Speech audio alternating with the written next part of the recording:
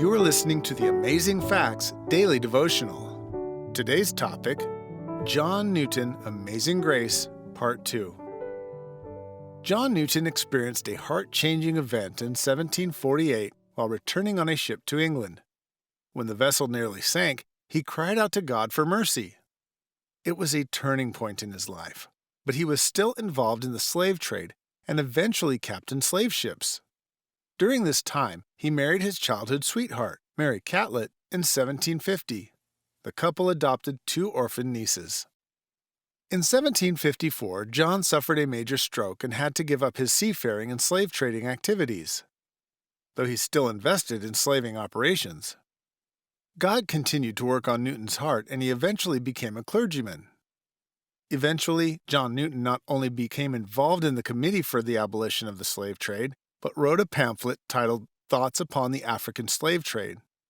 He described the horrific conditions on slave ships and then apologized for participating in the trade. It will always be a subject of humiliating reflection to me that I was once an active instrument in a business at which my heart now shudders. People struggling with faith would often seek his advice, including the young Wilbur Force, a member of Parliament. Wilbur Force's recent conversion led him to contemplate leaving politics, but Newton encouraged him to stay in Parliament and serve God where he was.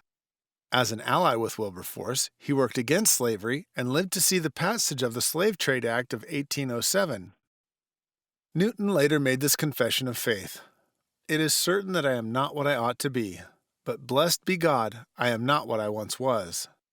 God has mercifully brought me up out of the deep, miry clay and set my feet upon the rock, Christ Jesus." In 1767, the poet William Cowper began attending Newton's church. Cowper and Newton worked together to create great hymns for the church, including "Glorious Things of These Are Spoken." But the greatest contribution Newton gave to the church was a hymn that captured his own conversion story. It reads, "Amazing grace, how sweet the sound that saved a wretch like me. I once was lost, but now am found, was blind, but now I see."